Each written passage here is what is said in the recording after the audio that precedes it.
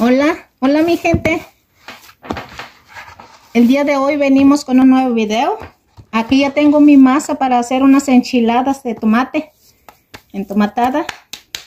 Ya voy a tortear.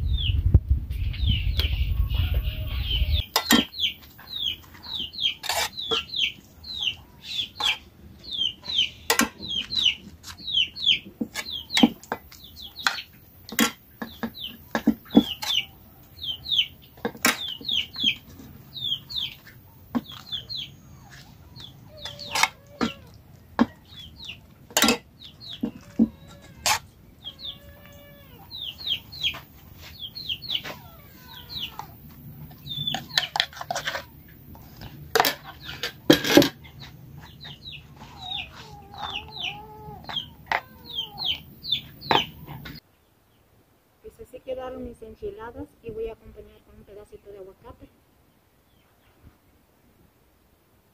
Y le agregué queso a mis enchiladas.